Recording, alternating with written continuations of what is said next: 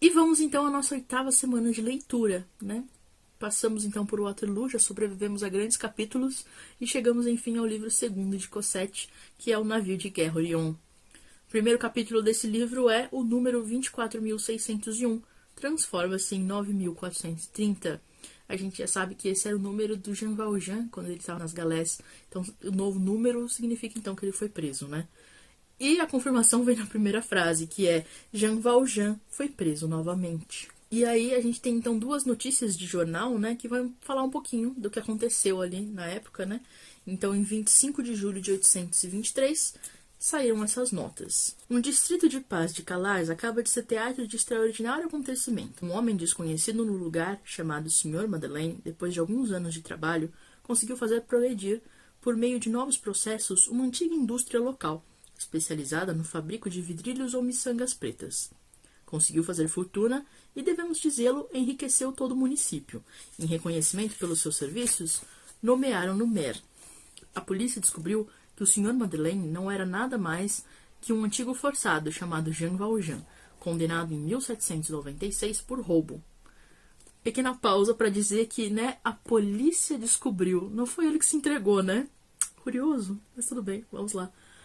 Jean Valjean foi levado novamente para as galés. Parece que antes de ser preso, conseguiu retirar do Banco Laffitte uma soma de mais de $500 mil que aí havia depositado. Dinheiro, aliás, muito honestamente ganho no seu comércio. Não se pôde descobrir onde Jean Valjean escondeu essa quantia depois que voltou para as galés de Toulon. O segundo artigo, né, da mesma data é o seguinte. Um antigo forçado liberto, chamado Jean Valjean, acaba de comparecer perante os tribunais de Var em circunstâncias notáveis. Esse acelerado havia conseguido burlar a vigilância da polícia, mudou de nome e conseguiu fazer-se eleger maire de uma de nossas pequenas cidades do norte. Havia estabelecido nessa cidade um comércio asaz considerável. Por fim, desmascarado e preso, de novo desmascarado, né? Graças ao zelo infatigável do Ministério Público, com certeza, claro, tinha por concubina uma mulher de rua morta de susto por ocasião de sua captura. E aí a gente tem uma pausa, né, para Fantine. Eu acho que essa é a melhor definição, né? No grupo a gente não, né? Várias pessoas discutiram do que foi a morte, né, da Fantine. Algumas pessoas disseram que tinha sido um ataque cardíaco pela descrição. Eu particularmente não consigo ter essa clareza, mas eu acho que a melhor definição geral é essa, morta de susto, né? Enfim, saudades Fantine. Voltando então, esse miserável, dotado de força hercúlea, e aí, curioso o uso dessa palavra, vou voltar a isso no futuro, conseguiu evadir-se, mas 3 ou 4 meses depois da fuga, a polícia conseguiu agarrá-lo novamente aqui mesmo em Paris, no momento em que tomava uma dessas pequenas carruagens que fazem o trajeto da capital à aldeia de Montfermeil. Dizem que aproveitava o intervalo desses 3 ou 4 dias de liberdade para retirar considerável soma depositada por ele num dos principais bancos. Avalia-se tal soma em 6 ou 7 milhões de francos. Se formos acreditar no relatório da acusação, ele conserva esse dinheiro em algum lugar conhecido só por ele, sendo, portanto, impossível encontrá-lo.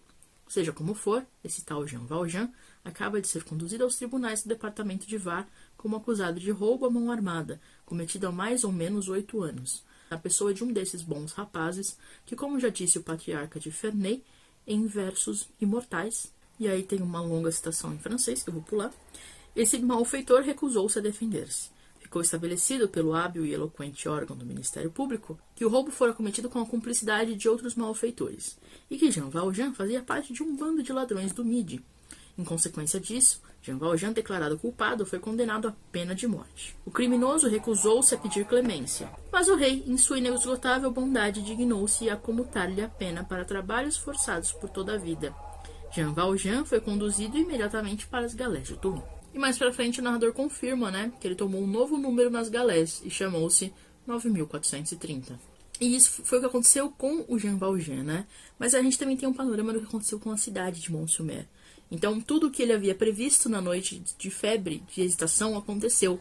Tirando-lhe Madeleine, tiraram-lhe a alma. Então, todo aquele pensamento que ele teve, aquela reflexão longa, febril e, né, surreal, acabou se realizando, tanto para ele quanto para Fantine e também para a cidade, né, que acabou sendo, enfim, vou ler aqui, você já vai entender.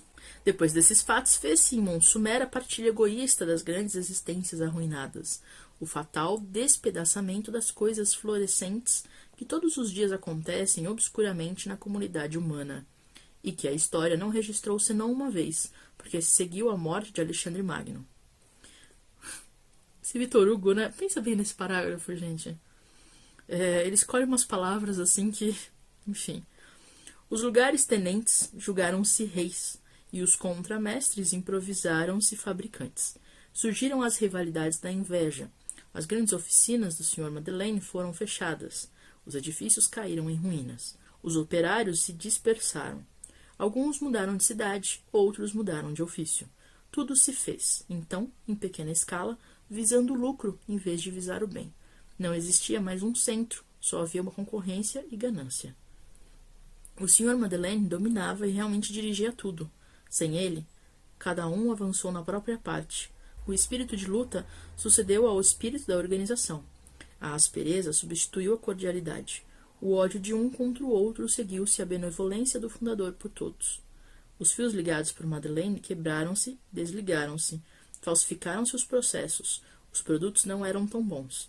Matando a confiança do consumidor, os pedidos diminuíram e não se fizeram mais encomendas. O salário diminuiu, os ateliês se fecharam. Veio a falência, e depois nada mais havia para os pobres. Tudo se evaporou. E a cidade de Mont Sumer volta, então, né, como posso dizer, as cinzas, talvez, né? Assim como ele encontrou a cidade aos pedaços, ela voltou a isso, depois que ele foi embora. No capítulo 2, a gente tem uma lenda, né? Acho que a gente pode chamar dessa forma. Então, as pessoas de Montfermeil dizem, né, crê-se que o diabo, desde tempos imemoriais, escolheu a floresta para aí esconder seus tesouros.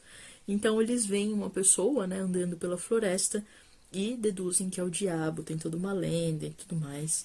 Mas a gente mais pra frente descobre que é uma coisa bem humana. Mas é engraçada essa primeira descrição, né? Tá, diz assim: crê-se que o diabo, desde tempos imemoriais, escolheu a floresta para aí esconder seus tesouros.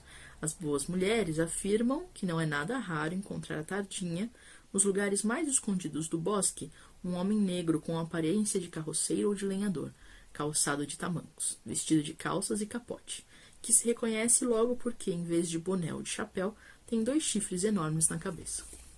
E no fim a gente descobre, então, que é toda uma grande confusão, né? Jean Valjean, quando estava em fuga, enterrou os seus últimos tesouros na floresta, e esse outro ex-grilheta, né, o Boulatruelle, acaba que viu, né, o Jean lá, escondendo alguma coisa, e ele fica cavando, então, entre as árvores para tentar encontrar esse tesouro. Porque, como ele diz, o baú é muito pequeno para ter um cadáver, né? Então, deve ser dinheiro. Então, esse é só um adendo. É muito, muito Victor Hugo isso, né? Capítulo 3. Era preciso que a corrente da manilha tivesse sido preparada para se quebrar com um simples golpe de martelo. Aqui a gente começa numas cenas mais cinematográficas do livro, eu acho, né? Talvez a gente tenha ainda outras, mas eu acho que essa foi genial. Fala a verdade, se não foi genial. Então a gente fica sabendo que em fins de outubro de 1823, a nau Orion estacionou, né? Então em Toulon, lá nas galés, e levava não sei qual bandeira que lhe valeu uma saudação regulamentar de 11 tiros de canhão, respondidos por ele vez por vez, total de 22 tiros. E aqui o Victor Hugo faz uma cutucada, né, como sempre. Se tratava de um navio de guerra, né? O Orion é o navio que dá título a esse livro, e por isso ele vai fazer uma grande, né, parte dessa parte da narrativa. E aqui o Victor Hugo usa essa coisa do tiro de canhão, da saudação ao barco, para fazer uma cutucadinha, né? Calculou-se que em salvas gentilezas reais e militares, trocas de cortesias bombásticas, sinais de etiqueta, formalidades de cais e cidadelas, nascimentos e ocasos do sol saudados todos os dias por todas as fortalezas e por todos os navios de guerra, abertura e fechamento de portas, etc., etc. O mundo civilizado gasta em pólvora, em toda a terra, a cada 24 horas, 150 mil tiros de canhão, completamente inúteis. A 6 francos cada tiro, Temos a soma de 900 mil francos por dia, 300 milhões por ano, que se transformam em fumaça. Simples curiosidade. Enquanto isso, os pobres morrem de fome. Simples curiosidade, né? Ele dá esse cutucão e só uma curiosidade para você ficar sabendo. Mas me faz sempre pensar no próprio Victor Hugo, né? Ele dá essas cutucadas, mas como ele se comportava a respeito disso, né? Quão benfeitor era ele? Só vou descobrir quando eu ler a biografia dele, né? Mas a gente chega lá. Enfim, ele vai falar então da época da Guerra da Espanha, né? Em 1823. A gente tem uma Europa tentando se estabelecer depois da queda de Napoleão. Então todas as monarquias estão tentando encontrar seu lugar, né? Enfim. Mas não vou entrar historicamente muito nisso, não, porque também não é uma coisa muito relevante para o livro, né? Mais pra frente ele fala, voltemos ao navio Orion, e eu acho que justamente o que a gente precisa, né? Mas percebe que tudo isso cria uma tensão, a gente fica na expectativa, porque ele começa esse livro trazendo Jean Valjean de volta, mas aí ele insere um monte de coisa no meio e a gente não encontra realmente o personagem. E a gente vai ficando cada vez mais ansiosa pra chegar lá, né? E aí ele vai falar das manobras do navio em Toulon e descreve o tamanho, né, a magnificência dessa embarcação. Gigantescas proporções, estaleiros cobertos 6 andares. Medindo-o de sua raiz no porão até sua extremidade, a se perder nas nuvens, tem 60 toesas de comprimento e 3 pés de diâmetro em sua base. Quanta madeira é necessária para construir um navio assim? 3.000 metros cúbicos, uma verdadeira floresta flutuante. Então, tem essa coisa dessa majestade, né? A âncora de 10 toneladas, imagina, uma coisa dessa, né? Então, de novo, ele coloca a gente nessa espera, né? A gente fica ainda aguardando onde estará Jean e seguimos, né? E aí começa nossa cena incrível. Certa manhã, a multidão que contemplava o navio e os trabalhos foi testemunha de um acidente. A equipagem estava ocupada em atar as velas. O marinheiro encarregado de prender a extremidade da grande vela de estribordo perdeu o equilíbrio. Viram-no vacilar, a multidão comprimida no cais do arsenal deu um grito. O peso da cabeça arrastou o corpo, o homem girou ao redor da verga. Mãos estendidas para o abismo. Ao cair, agarrou-se a uma corda com uma das mãos, e depois outra, conseguindo ficar suspenso. O mar estava lá embaixo a uma profundidade vertiginosa. O golpe da queda imprimiu à vela violento movimento de balanço. O homem ia e vinha na ponta daquela corda como a pedra de uma funda. De várias formas, esse incidente lembra aquele incidente da carroça com o Sr. Madeleine, né? Um homem está prestes a morrer e eis que surge, então, de repente, viu-se um homem que subia pelo cordame com a agilidade de um gato. Estava vestido de vermelho, era um forçado. Usava boné verde, era um forçado condenado por toda a vida. Chegando à altura do cesto da gávea, um golpe de vento levou-lhe o boné, deixando descoberta uma cabeleira branca. Não era nenhum moço. E aí a gente já sabe que é Jean Valjean pelo cabelo branco. E aí também a questão da força hercúlea dele, né? O Jean já tem mais de 50 anos. Acho que ele está caminhando para os 60 já. Percebem que ao envelhecer ele não perde aquela força que é descrita durante todo o livro? E parece que a cada cena ele se torna um tanto mais heróico. E subia pelo cordame com a agilidade de um gato. Então ele não tem essa coisa natural de humanos, como nós, réis mortais, do envelhecimento. Praticamente ele está ficando velho, mas ele não envelhece, dá essa impressão. Curioso também a questão do cabelo, né? Porque ele ficou cabelo branco de um dia para o outro e não realmente envelheceu. Então, quando o autor joga essa palavra, né, de Hércules no meio da história, dá muito a impressão de que ele transforma Jean Valjean nesse personagem em semideus, né? O Vargas Llosa vai trazer um pouco disso no livro dele, da Tentação do Impossível. E faz todo sentido. E aí, sabe, o cérebro... Obrigado, Victor Hugo. Mas faz todo sentido nesse sentido. Entendeu? Acho que deu pra entender, né? Mas é isso, ele não envelhece, ele não perde essa força dele, essa coisa sobre-humana, porque não é... Quem que consegue levantar uma carroça? Quem que consegue, né, subir pelo cordame com a agilidade de um gato com mais de 50 anos? É claro que tem algumas pessoas, mas são bem raras, né? Então ele tava lá, cuidando da vida dele, cumprindo a pena, e esse rapaz sofre um acidente e ele acaba se propondo pra ajudar. A gente sabe que ele tem esse espírito heróico nele, mas dá pra suspeitar de alguma coisa, né? Tanto que enfim, ele acaba caindo na água entre os dois barcos que estavam estacionados, né? E é declarado morto, porque ninguém encontra o corpo de Jean Valjean, né? Então, em 17 de novembro de 1823, ontem, um forçado cumprindo pena a bordo do Orion, depois de socorrer um marinheiro, caiu ao mar e se afogou. Não foi possível encontrar-lhe o cadáver. Presume-se que tenha ficado preso nas estacas da ponte do Arsenal. Estava registrado sob o número 9430. Chamava-se Jean Valjean. Na verdade, até aqui ele omite o nome do Jean, né? Ele não fala. E ele vai fazer isso constantemente agora, né? E ele já fez muito isso antes. Eu não sei se dizer assim em todos os capítulos. Mas ele sempre conta a história e depois ele fala, era Jean Valjean. Eu não sei se ele ainda tá tentando enganar a gente. Ou se ele faz isso achando que assim a gente vai se sentir mais inteligente, sabe? Você tá lendo, assim, já sei que é Jean Valjean. E aí quando ele confirma, você fala, tá vendo? Eu sabia desde o começo. Como se você tivesse adivinhado, sei lá, um fim de um livro da Agatha Christie. Daquele sentimento de, sou demais, sabe? Então eu não sei, é um artifício narrativo que o Victor Hugo usa sempre, principalmente se tratando do Jean Valjean. E fiquei pensando nisso, porque vai acontecer de novo, né? Vocês já leram, vocês já sabem. E aí fica realmente, esse é o final, né, do livro segundo, que é o Navio de Guerra Orion. E realmente esse livro foi do navio, né? Porque o Jean aparece nas últimas 3 páginas. Então, pra variar, Victor Hugo engana a gente rapidinho, né? Com certeza, assim, o autor que mais consegue embromar a gente mesmo durante a leitura. E chegamos ao livro terceiro, Cumprimento da Promessa Feita à Morta. A gente já sabe o que vai ser, né? Pelo título a gente já pode deduzir algumas coisas. Então, no capítulo 1, o problema da água de Montfermeil. É claro que aí Victor Hugo vai aproveitar para colocar um monte de aleatoriedade sobre a cidade e sobre várias coisas que parece que não tem muito a ver, mas tem, né? Então, ele fala que Montfermeil é uma simples vila e que a única coisa rara era a água, por causa do nível do Planalto.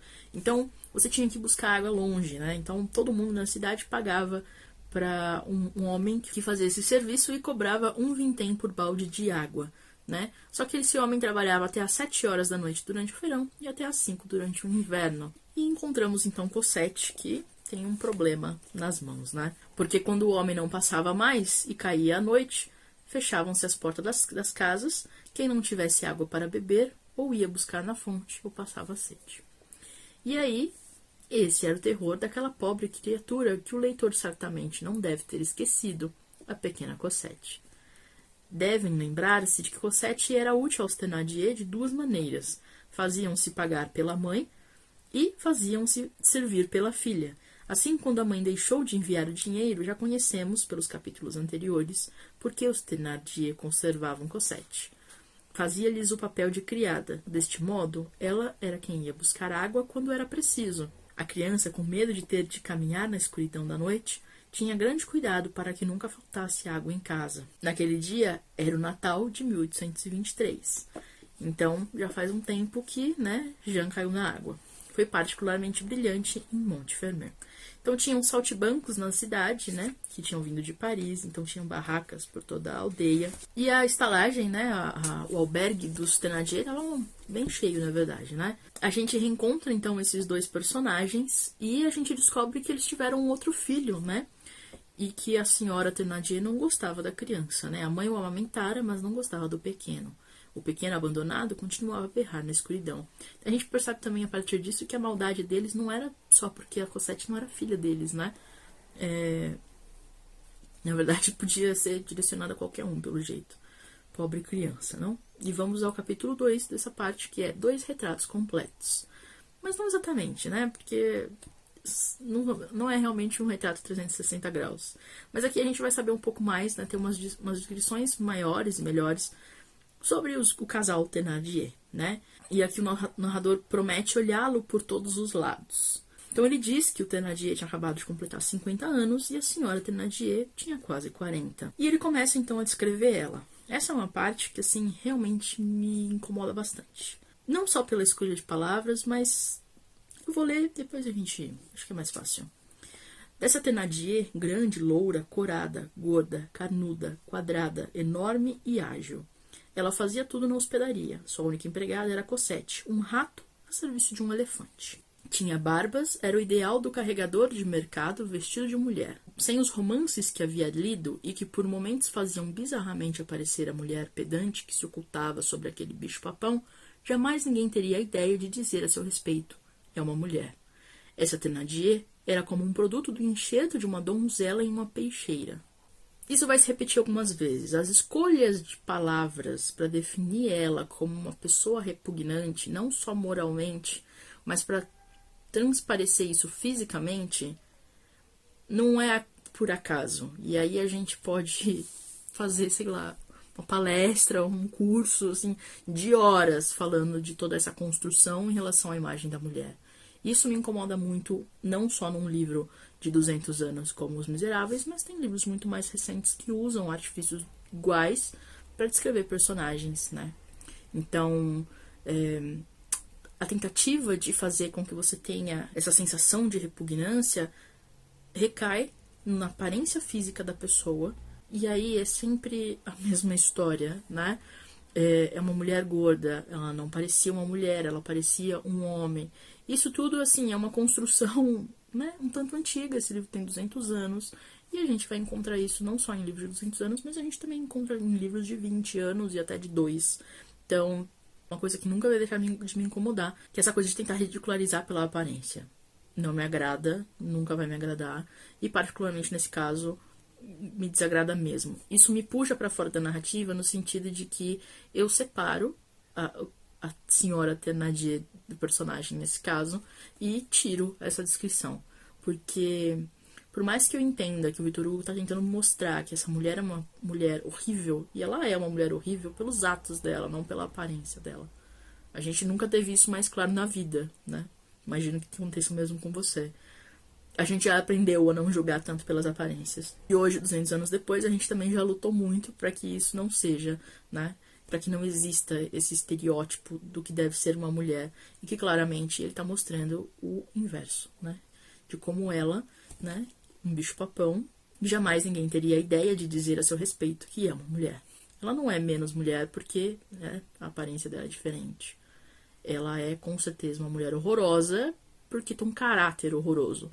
Mas, enfim, isso dá debate para 40 anos de questões e buscas aqui. Mas a gente pode principalmente perceber que é nessa figura que ele vai tentar fazer isso de novo e de novo. Ele sempre tenta igualar o caráter dela à aparência. E ele continua, e ele faz isso também com o Sr. Thénardier. Olha só. O marido Thénardier era um homenzinho magro, pálido, anguloso, ossudo, franzino, com ar de doente, que passa muito bem. Tinha o ar de uma fuinha e a aparência de um homem de letras. Mais pra frente, ele fala da relação entre os dois, né? Que uma palavra do homem lhe bastava, às vezes um simples sinal, e o mastodonte obedecia. O mastodonte, quem vocês acham que é? E, em seguida, ele fala que aquela montanha de ruídos e de carne movia-se a um sinal do dedo mindinho daquele frágil déspota. Ele também tenta tirar, na aparência do Thénardier, essa repugnância dele, descrevendo ele como frágil, doentio, magro, né? Então ele não é um homem másculo. Ele faz isso nos dois personagens. Esse recurso específico, completamente, para mim, completamente datado e não cabe mais, né? Acho que é digno, assim, de crítica hoje para que não se repita, porque é muito simples achar tudo isso engraçado. Eu, sinceramente, não acho, tá? Mas vou poupar vocês da minha militância hoje e vamos seguir em frente, deixamos para um próximo episódio. Mas que me incomodou essa parte? Demais. Então, assim, entendo o ponto do Victor Hugo de definir os dois como pessoas horrorosas, eles são, mas de caráter péssimo e horroroso. Capítulo 3, vinho para os homens, água para os cavalos. Então, Cosette está lá cuidando da vida dela, né, com 8 anos. Estava com uma das pálpebras arroxeadas por um soco da Madame Thénardier e não havia mais água na talha. Então ela já sabia que ela ia ter que ir eventualmente buscar água no escuro, né? Surge um dos homens que estão lá hospedados e diz, né, que o cavalo não bebeu água. Então ela é obrigada a sair, para ir buscar água no breu. E aí diz assim, o balde era maior que ela, a menina podia sentar-se folgadamente dentro dele. E aí também a senhora Thénardier dá para ela uma moeda para ela buscar pão na hora que voltar, né, trazer o pão. Como ela vai trazer aquele balde enorme? E o pão é uma questão, né? Quando ela tá saindo da estalagem, a gente vê, né, que ela passa ali pela feirinha dos saltimbancos e ela vê uma boneca, né, uma grande boneca de quase 2 pés de altura, vestida de crepe rosa, com espingardas de ouro à cabeça, cabelos de verdade e olhos de esmalte. E era objeto de desejo de todas as crianças da região ali, né, da vila. Tanto que as filhas do próprio Thénardier já estavam de olho na boneca. E aí, para mim, foi inevitável pensar se os cabelos de verdade não poderiam ser os cabelos da própria Fantine, né? Seria uma coisa completamente mórbida e assustadora, mas os cabelos foram vendidos, eles foram para algum lugar, não é mesmo? E a Cosette sai então em busca da água. Então ela vai lá, chega até a fonte, pega a água e quando ela tá voltando, ela encontra uma figura no caminho, né? Chegando ao pé de um velho castanheiro, que ela bem conhecia, fez sua última parada, mais longa que as outras, para repousar bastante. Depois concentrou todas as forças, levantou o balde e continuou a andar corajosamente. Contudo, a pobre criaturinha, desesperada, não pôde deixar de exclamar: "Oh, meu Deus, meu Deus!" Nesse momento, de repente, ela sentiu que o balde não lhe pesava mais. Uma mão que lhe pareceu enorme acabava de agarrar-lhe a alça e o erguia resolutamente. E a gente retrocede, então, né, para o início desse dia em Paris, né? Na tarde desse mesmo dia de Natal, um desconhecido, olha esse Victor Hugo de novo, passeava havia algum tempo na parte mais deserta do Boulevard do L'Hospital em Paris. Parecia alguém à procura de alojamento, parando de preferência em frente às casas mais modestas da parte mais afastada e pobre de Saint-Marceau. E a gente vai acompanhar essa figura, que, né, não se fala quem é, mas a gente já sabe, porque, né, estamos bem atentos. E a gente descobre como ele chegou até, né, a cidade de Montfermeil e que ele preparou, então, uma casa, né, para que eles ficassem e roupas. A gente vai descobrir agora por quê, no capítulo 7, Cosette na escuridão ao lado de um desconhecido, que não é nada desconhecido, né? E aí ele fala: "Minha filha, isto é demais para você carregar." Ele ajuda a Cosette, então, né, com o balde. E quando pergunta o nome, ela responde: "Cosette." O homem sentiu como que um choque elétrico. Olhou ainda uma vez, depois tirou as mãos dos ombros de Cosette, pegou o balde e continuou a andar. Se isso não faz a gente saber quem é o ser humano, a gente não sabe mais, né? Eles chegam, então, né, à estalagem dos Thénardier e começa, então, o capítulo 8, uma vontade de alojar um pobre que talvez não seja. Ele chega e fica observando, né, Cosette. Ó, o homem que apenas havia umedecido os lábios no copo de vinho observava a criança com atenção fora do comum. E a gente vai descobrir como é a situação aqui da Cosette, né? Cosette era feia. Se fosse feliz, poderia tornar-se bonita. Já esboçamos alguns traços dessa pequena criatura triste. Cosette estava magra e pálida. Tinha quase 8 anos, e não parecia ter mais de 6. Seus grandes olhos, mergulhados numa espécie de sombra, estavam quase sem brilho. Tanto haviam chorado. Os cantos da boca mostravam uma curva causada pela contínua tristeza, coisa muito comum entre os condenados e doentes desenganados.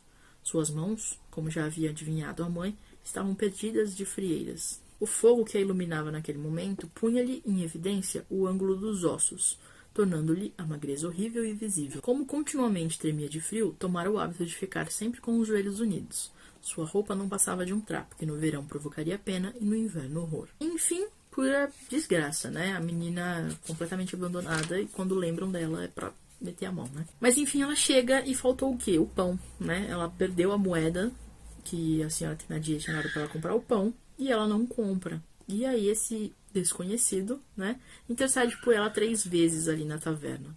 Primeiro pelo pão, que ela perde a moeda, e ele fala: "Nossa, caiu no chão", entrega uma moeda de valor diferente, inclusive, mas como é um valor mais alto, ela não reclama. Depois, porque a menina quer brincar, né, e ela diz que a menina tem que trabalhar, então ele paga para que ela possa brincar em vez de trabalhar. E depois, quando a Cosette acaba pegando a boneca das meninas, filhas do Thénardier, para brincar, e quando ela está prestes a ser castigada, ele intercede de novo e vai buscar aquela boneca tão desejada por todo mundo na feira lá dos saltimbancos e presenteia a Cosette. E é bem curiosa essa cena da boneca, né, porque ela diz assim: "Vou chamá-la de Catherine. Foi um momento estranho, aquele em que os trapos de Cosette se encontraram e se misturaram com as fitas e musselinas cor-de-rosa da boneca. Senhora, continuou Cosette, posso fazê-la sentar-se numa cadeira? Como não, minha pequena, respondeu a senhora Thénardier. Agora eram Eponine e Azelma que olhavam invejosamente para Cosette. Cosette colocou Catherine em cima de uma cadeira, sentou-se em sua frente sem dizer uma palavra, em atitude de contemplação. Pode brincar, Cosette, disse o estranho. Estou brincando, respondeu a menina. E é muito curioso porque quando ela vê a boneca lá atrás, né, ela diz assim, diz não, né, ela pensa. Convencia-se de que seria preciso ser rainha, ou ao menos princesa, para possuir algo semelhante. Admirava-lhe o belo vestido cor-de-rosa e os lindos cabelos penteados e pensava, como deve ser feliz essa boneca. Muito simples isso, né? E é muito... É uma dó, né? De Cosette, mas enfim. Todo mundo vai dormir e o estranho acaba vagando pela estalagem mais tarde, né? Até que ele ouve um pequeno ruído, muito suave, semelhante à respiração de uma criança. Andou em direção do ruído e chegou a uma espécie de cavidade triangular aberta debaixo da escada, ou, para dizermos melhor, formada pela própria escada. Tratava-se da parte inferior dos degraus, ali rodeada por toda espécie de cestas, trastes velhos. No meio da poeira e das teias de aranha havia uma cama, se é que podemos chamar de cama. Uma enxerga esburacada com as palhas à mostra e um cobertor rasgado. Não havia lençóis e estava colocada diretamente no chão. Ali dormia Cosette. E a gente vê que ela foi a primeira criança a morar embaixo da escada. Foi só por isso mesmo que eu grifei. No dia seguinte, né, ao dia de Natal, o estranho recebe a conta, né, o hóspede do quarto número 1. Claro que ela foi superfaturada, né, os dois estavam ali planejando o que eles poderiam fazer para conseguir extorquir ainda mais o cliente, né, que até ali demonstrou que tinha muito dinheiro, né, deu dinheiro de graça, depois ainda ficou comprando boneca e tudo mais. Foi um pouco além do que os Thénardier esperavam, né? Então, eles veem que ele tem dinheiro e quer tirar o máximo possível. Eles entram num acordo, então, para que Cosette vá embora com ele, e aí ele paga uma quantia, enfim, leva a menina. Mas Thénardier, claro, percebe que ele poderia ter pedido mais dinheiro e segue os dois. Aí a gente tem uma cena de perseguição suave, vamos dizer assim. Poderia ter acontecido uma coisa horrorosa, né? Porque ele lembra que ele poderia ter levado a espingarda, então ele ameaçaria o Jean Valjean, que é quem seria o estranho, né? Exigiria mais dinheiro, então, para que ele levasse Cosette, né? Quando ele é questionado, né? O Thénardier diz que ele só ficaria tranquilo de entregar a Cosette se tivesse uma carta da mãe dela. E ele tira a carta do bolso, porque Fantine tinha escrito antes de morrer, né? Porque, não esquecemos, Jean Valjean deveria ter ido buscar a menina antes daquele julgamento, onde ele se entrega, né? Deu tempo. A Fantine ficou doente por um bom tempo. Dava tempo dele ter ido buscar a Cosette. Não esquecemos disso, tá? Jean Valjean. Os dois se desentendem ali, mas então Thénardier resolve parar de seguir os dois, né? E eles seguem o caminho. E aí, capítulo 11, o número 9430 reaparece e com ele Cosette ganha na loteria. A primeira frase é: Jean Valjean não havia morrido. Quem que o Victor Hugo acha que ele engana até essa altura, gente? Eu acho muito engraçado. Agora é só pra rir mesmo que ele faz isso, né? Ele de novo faz a mesma coisa. O estranho, aquela pessoa que a gente... E aí ele solta Jean Valjean, né? A gente já sabe, porque ele já usou esse recurso tantas vezes que já tá ficando meio engraçado. E aí diz assim, ó: caindo ao mar ou antes, jogando-se ao mar, estava, como vimos, sem as correntes. E aí ele foge, né? Ele dá um jeito ali e acaba fugindo. E em seguida a gente vê aqui que no mesmo dia que ele fugiu, então, os Thénardier, né, com Cosette, ele voltou a Paris e dirigiram-se, então, ao Boulevard do Hospital. E assim a gente encerra essa semana, finalmente com os dois unidos, né, encontrados, se encontraram, demorou só 600 páginas para isso acontecer, e prestes a viver um futuro incrível, né. E a próxima parte, então, é o livro 3, O Pardieiro Gorbeau. Falamos dele no próximo vídeo. Que é já, porque a gente tá uma semana atrasada com os vídeos aqui, né? Mas foi uma parte legal, né? Eu acho que a gente vai ter muito dessas coisas intercaladas, de partes mais lentas e partes mais ágeis. Essa cena da fuga, né, do Jean Valjean, se jogando entre os barcos e fugindo, assim, é uma coisa muito cinematográfica, muito legal. E dá muito uma coisa de ação pro livro, né? E a gente vai ver que na próxima parte também vai ter uma cena dessa de ação muito, muito intensa, assim. Um suspense, uma coisa mais frenética. É claro que é um frenético a moda Victor Hugo, então é uma coisa bem descritiva, mas é um descritivo legal porque a gente se sente dentro da trama. Ao mesmo tempo que ele às vezes usa esse recurso para deixar a gente com um tédio mortal, que também vai acontecer em breve.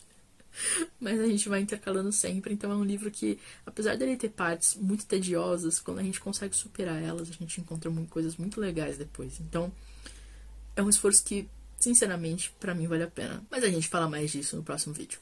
Tchau!